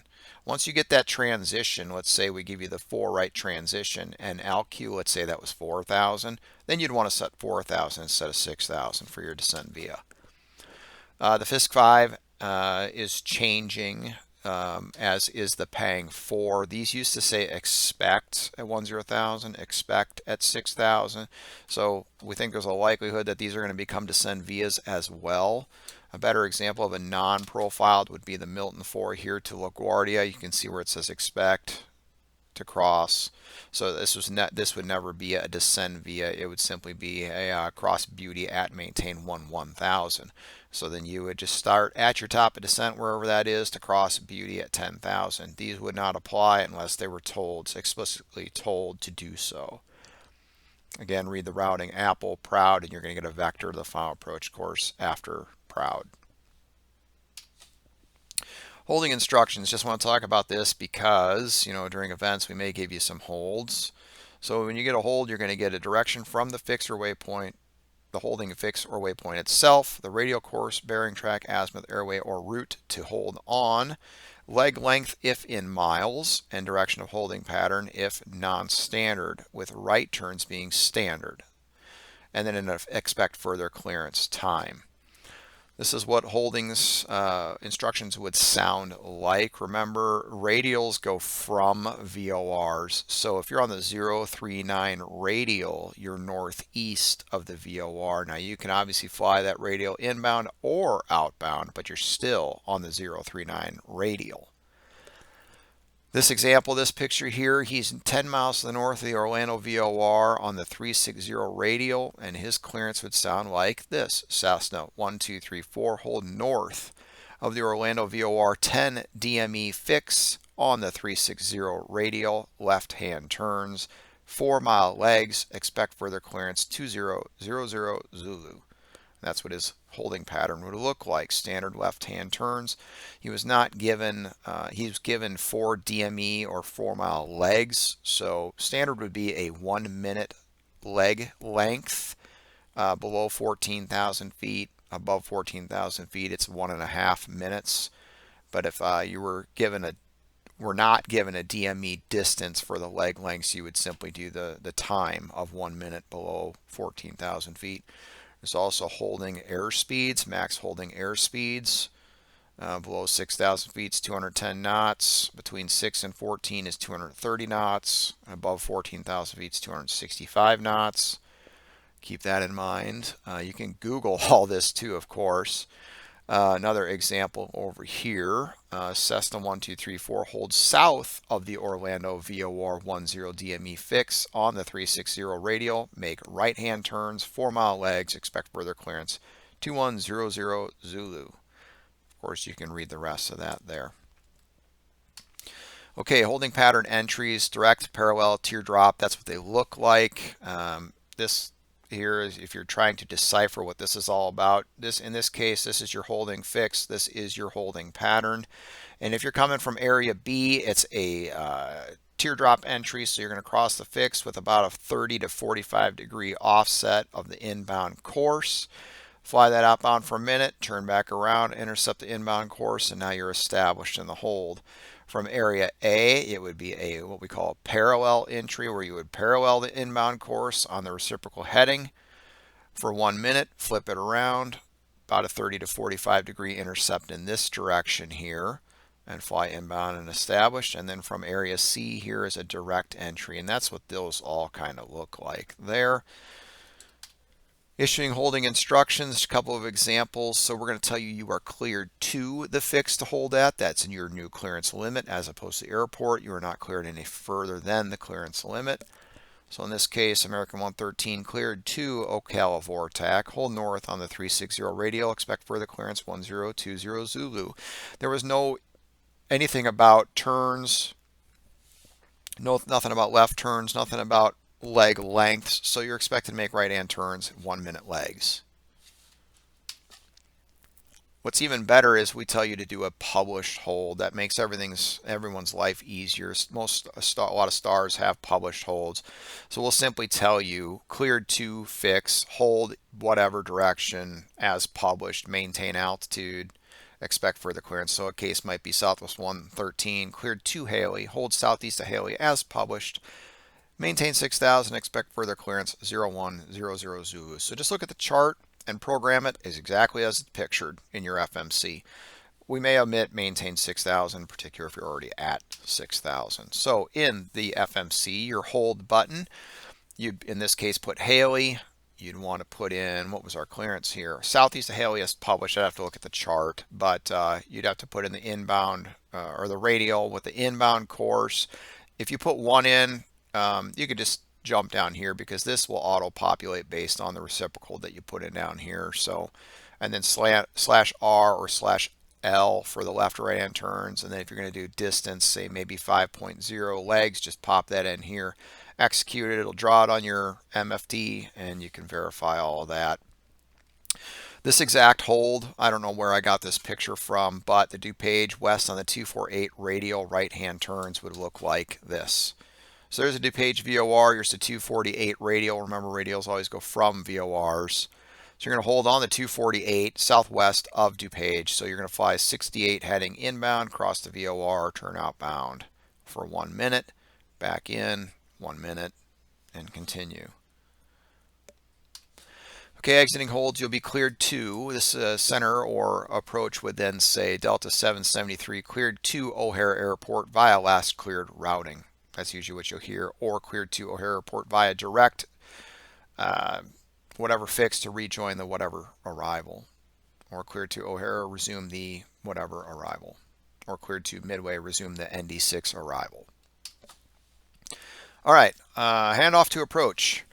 So once center has descended the jurisdiction of approach control, they're going to hand you off to the approach controller, and it would sound something like Southwest 2734, contact Chicago approach 119.0. Just read that back. Approach 190 Southwest 2734. So then check in. You're going to make sure you've got the ATIS at this point. You're going to want to include that letter in your initial call. So Chicago approach, South 2734, F 230 descending via the ND6 arrival with India.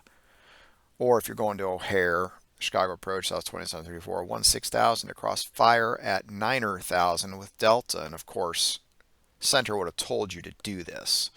Center would have told you to descend via the ND6, or center would have told you to cross fire at 9,000. Approach control will assign your approach and runway. Center does not do that. Approach does. Now, center might give you an idea. You know, O'Hare's landing east, O'Hare's landing west, whatever. But the actual approach and runway assignment will come from approach control. Once you call them, they're going to respond. Southwest 2724, Chicago approach. Expect the Alex runway 28 center. The O'Hare altimeter 2982.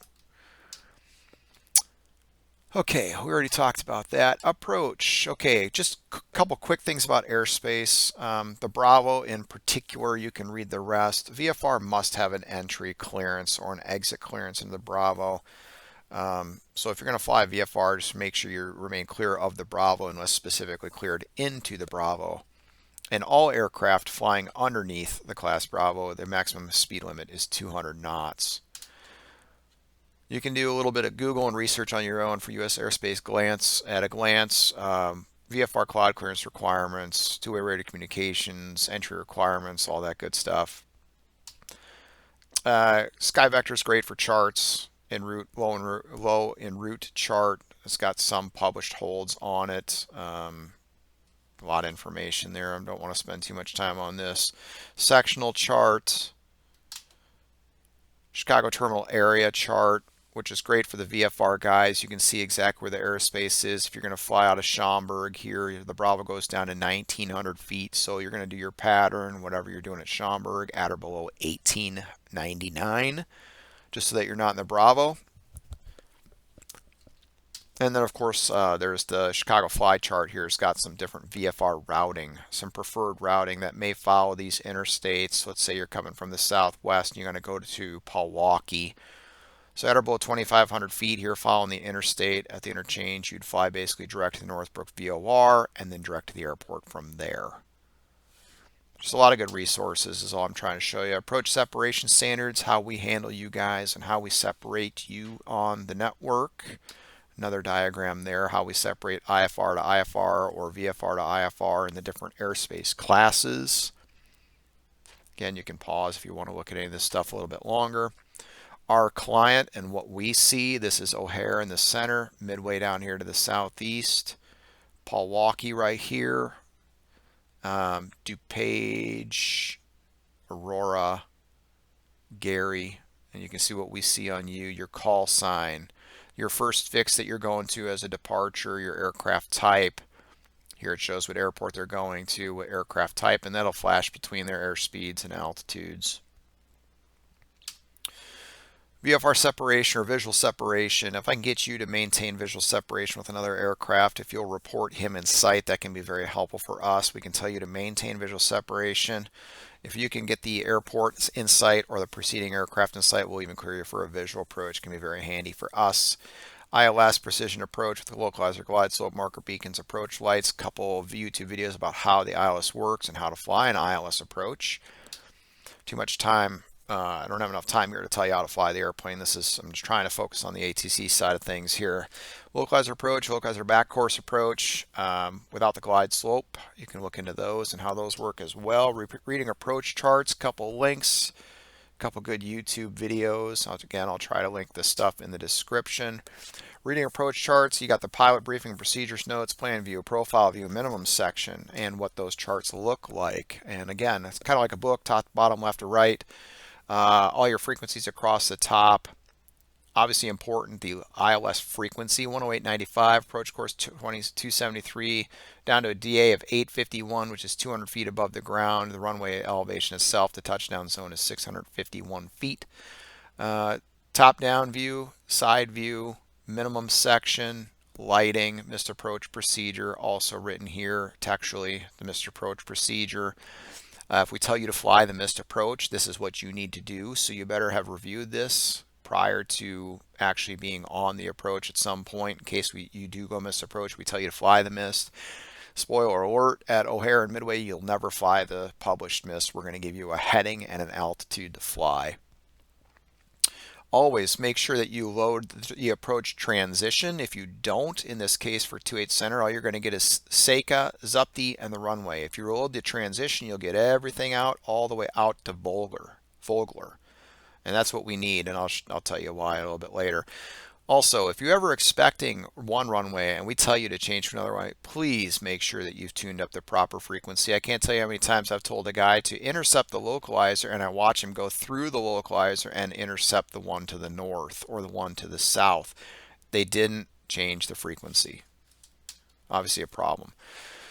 Other considerations as you get closer to your destination, like be radar vector of the final approach, which may include a series of headings, altitudes, and even airspeeds. In order to sequence aircraft, we need you to promptly comply with these instructions. As you can imagine, a long delay in responding or turning or slowing can result in a carefully planned string of aircraft going awry very quickly. We'll usually intercept you on 30-degree intercepts to the localizer, and we'll put you at an altitude where you'll be able to intercept the glide path from below. PTAC, this is essentially your approach clearance. It'll involve position, turn, altitude, and clearance. Again, you can read that more if you like. Approach clearance would sound something like Southwest 3274. This would be for the RNAV Yankee at 22 left at Midway. Clear direct sales, cross sales at 3000, cleared RNAV Yankee 22 left approach. And then you're just going to fly the chart. You're going to fly all the step downs on the altitude. You're going to do that in LNAV and VNAV if you're doing an RNAV. Southwest 237, 5 miles from Caden, turn right ending 070, maintain 4000 until established on the localizer, cleared ILS runway 4 right approach. That's the PTAC, position, turn, altitude, cleared. United 49 Heavy, 6 miles from Mimaw, turn left heading 290, maintain 4000 until established on the localizer, cleared ILS runway 28 center approach at O'Hare again. Occasionally, it may be necessary for a controller to give the separate instructions to establish on the localizer and then the glide path. We do that a lot at O'Hare. Southwest 3274, fighting 300, intercept the localizer. And I'm not going to specifically say 28 center because I gave that to you on that initial call, if you remember. We said Southwest 3274, Chicago approach, expect the ILS runway 28 center, the O'Hare altimeter 2979. Once I see that you're intercepting the localizer or you're making a turn or you're getting close, I'll say Southwest 3274, maintain 4000 until established on the localizer, cleared ILS runway 28 center approach. Visual approaches. If you can report the airport in sight or the preceding aircraft in sight, and the weather is essentially VFR, we'll clear you for a visual approach. That can be very handy for us, and it can expedite things quite a bit. I would still suggest you fly the localizer. I would still suggest you fly the glide slope. Fly it just like any other ILS, but it is a visual approach. And your missed approach procedure is, we cannot, in that case, legally assign the published missed on a visual. That will only be tower assigned, and which is what we pretty much do anyway. Also for visual approaches, we will always have you first intercept the localizer and then we'll clear you for the visual approach. It may sound something like American 113, a Columbus approach, expect vectors visual approach runway 10 right on that first call. Visual 10 right, American 113. And then somewhere down the line, American 113, they report at your 12 o'clock, 10 miles, report in sight. Fields in sight, American 113. American 113, cleared visual approach, runway 10 right. That basically means maneuver your aircraft, fly your aircraft, look out the window, use the PAPI, the VATSIM, land. This is my cheat sheet for C90. Shows all the different arrivals and basically what happens on any of those arrivals. Let's say here from the Banky 6 and a west flow, landing 28 center. This is what you're going to do on your star. You're going to cross Banky at 12. We're going to cross you at Newark at 11. You'll fly Ashton, PETA. If you load in the proper transition and the proper runway, very important, because if you load in the transition and the approach for 28 center, the Banky 6 will take you, your FMC will take you down here over Monks, Tony. If you load 27 center, it's going to take you across to the north. So loading all your transitions is incredibly important, or you're end up on the wrong side of the airport, and then we're going to be asking questions.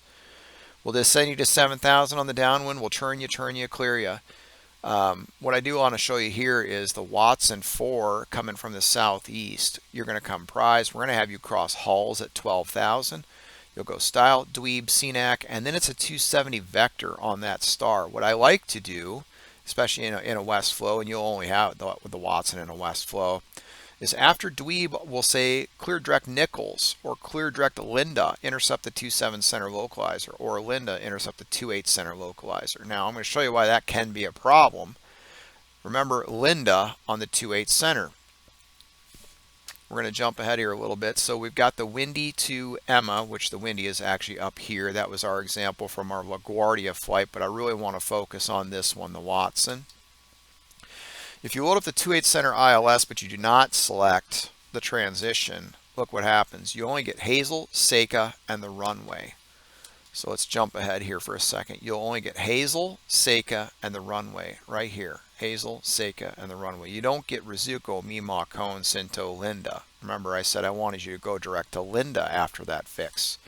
So what I really need you to do, remember after Dweeb it was proceed direct to Linda. So what I really need you to do is make sure you're always selecting the transition on your approach as well, and you'll see what happens. Now all of a sudden you get Vogler, Linda, Sinto, Cone, Mima, Rizuko, Hazel, Seika, runway 28 center. As you can imagine, when I tell someone direct to Linda, intercept the 28 center localizer, what happens when they don't have the transition loaded? They go, I don't have Linda in my flight plan, and I want to say that's because you didn't load the transition. I already know that all they have is Hazel, Seika, and the runway. So at this point now I'm trying to just give them a vector and tell them to intercept the localizer and pray that they've got the right frequency loaded up. Now if you did have all this loaded up and you couldn't intercept the localizer because maybe the flight sim's like it's not, there's limitations on how far out it actually projects, simply fly this in LNAV, go direct to Linda and stay in LNAV and track this in LNAV until your localizer captures. Once you clear for the approach, you can select approach mode and then just descend via the glide slope as normal. All right, ILS profile. I'm not going to tell you how to fly the airplane. What I do want to tell you is you do need to be configured and on speed by 1,000 feet AGL.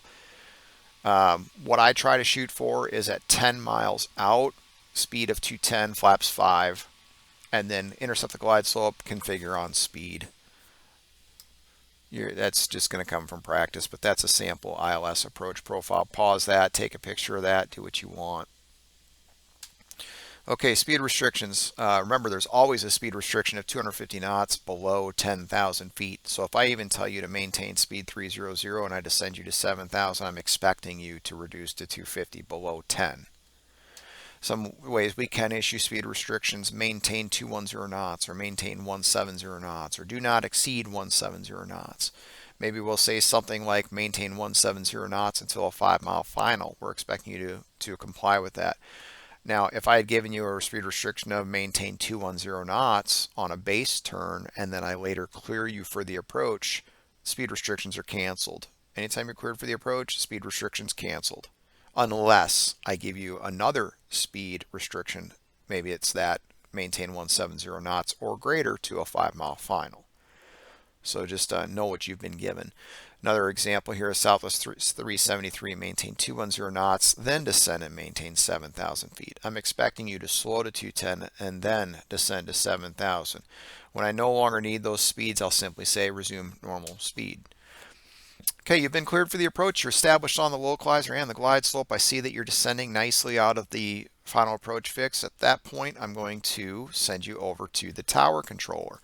Southwest 2734, contact O'Hare Tower 120.75. 20.75 Southwest 2734. When you check in with tower, This is just about landing clearances and what those consist of. The winds, if applicable, remember only if a tailwind, and the runway followed by cleared to land. When you check in with the tower, it's really nice if you can check in with your runway assignment. So in this case, and the visual or the approach that you've been assigned. So an example here, Tower Southwest 2734, ILS 28 center, or visual 28 center. We're just going to simply respond with Southwest 2734, O'Hare Tower, wind 310 at 6, runway 28 center, cleared to land. Continue instruction may mean that we're waiting on some condition before we can actually clear you to land. If we might simply say runway 28 center, continue. You can read that back. Continue, runway 28 center, South 2734. If we don't clear you by the time you're on a 2 to 3 mile final, you can inquire. Ensure you are properly configured at the correct speed with your landing checks complete in good time. 1,000 feet AGL is a gate to aim for stabilized approach criteria. Again, you have to fly the airplane. What I don't want you to do, though, is slow to 130 knots, 15 miles out. Flying a proper approach is key. Land and hold short, little phraseology for that. I'm not going to read that to you. You can read that yourself. There is on the 20-9A chart, if you're looking at O'Hare specifically, I'm going to zoom in on this section here. And if you look, it says additional runway information. We'll look at runway 28 center. It's one of our typical runways. We can ask you land and hold short, taxiway Zulu. Here's the distance remaining, 9,610 feet. This is what it would look like. Runway 28 center, we're going to ask you if you can land and hold short, taxiway Zulu. That's the distance information on that chart, and basically what you would be doing is landing here, and we're basically asking you not to go past Bravo, Bravo, and it's labeled right here. It says lasso. There's a few conditions in which you can that we can ask you to do that. There's a few that we cannot. This sort of goes into detail on all of that. We can never ask you to do a land and hold short if ceiling of visibility is less than 1,500 feet, 5 miles. You can read all this. Any tailwind component greater than 3 knots, we cannot issue it. The runway must be dry, no visible moisture.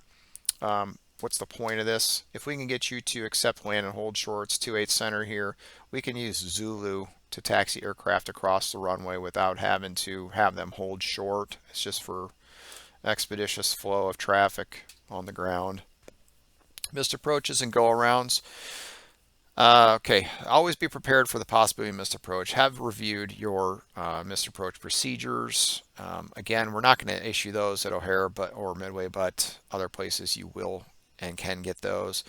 Go-around instruction may include specific instructions how the go-around should be performed. We do that. Remember, always aviate, navigate, communicate. So fly the airplane first and then talk to us once you're on the missed approach or the go-around.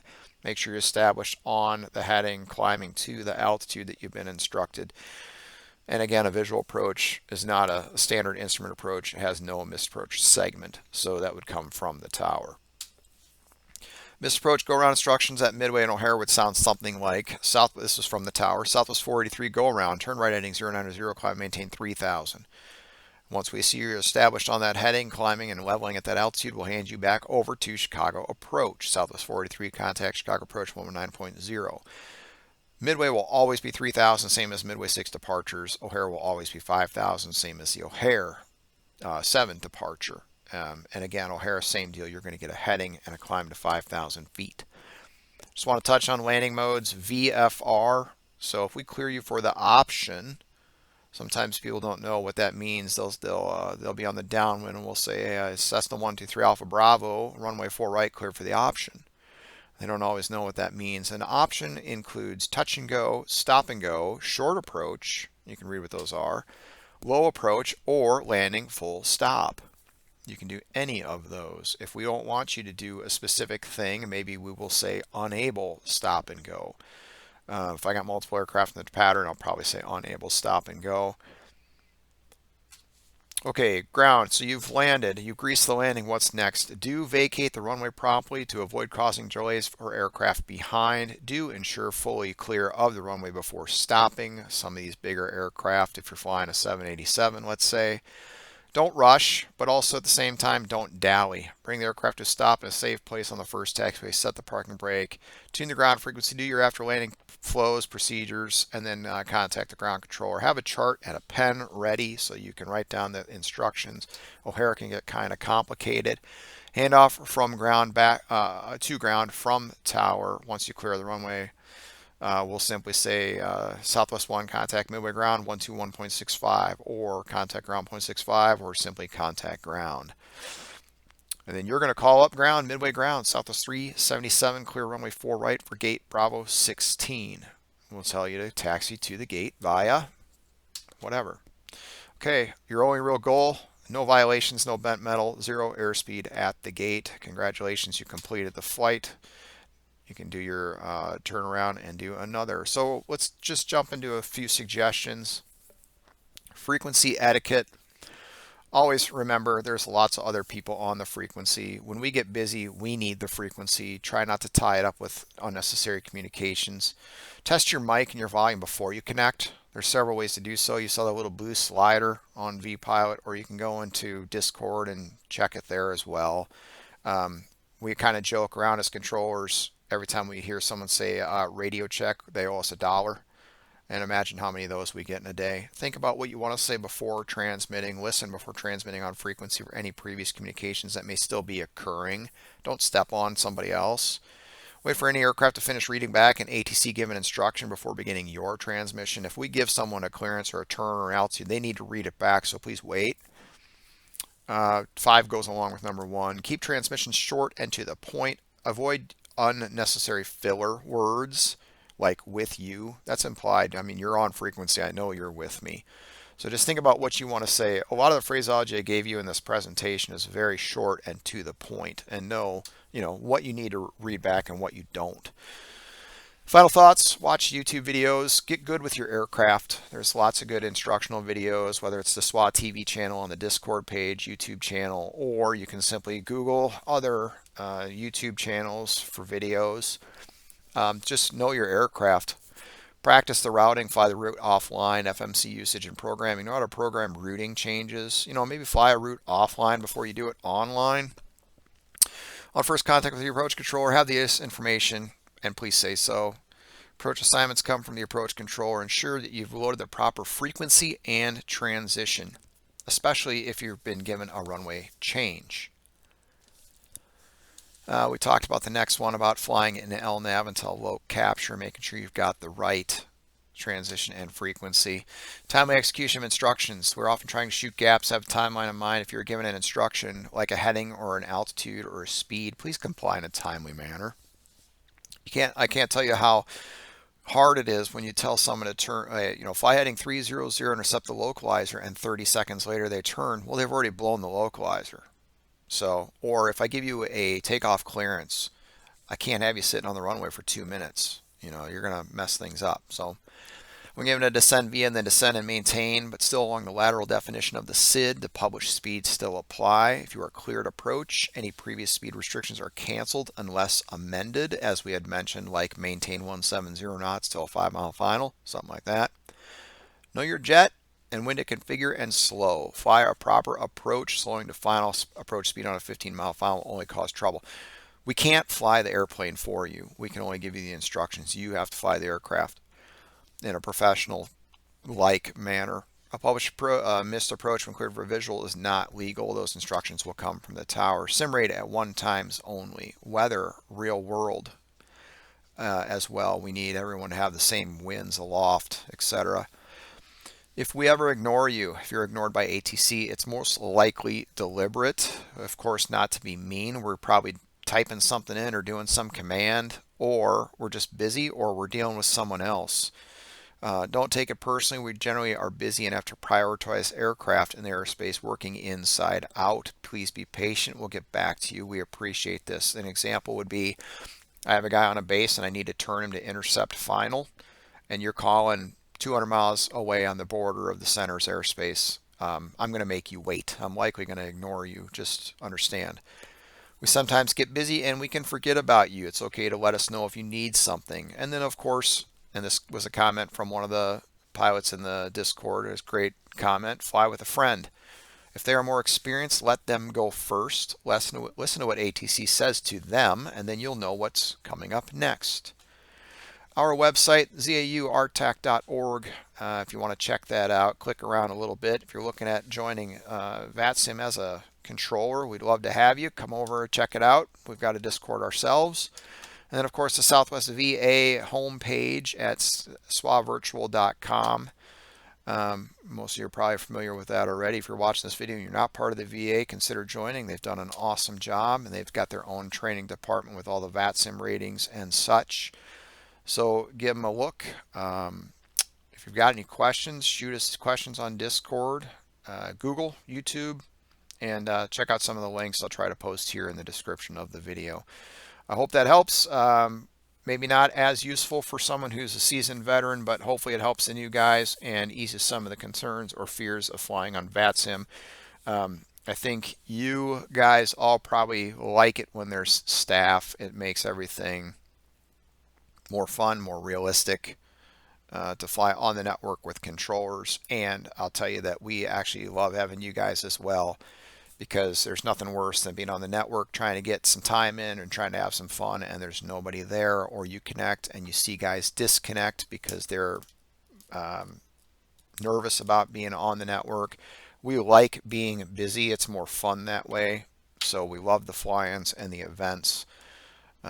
So yeah, it's good to have you guys, and I hope to see more of you, and I hope the video helps. We'll see you around.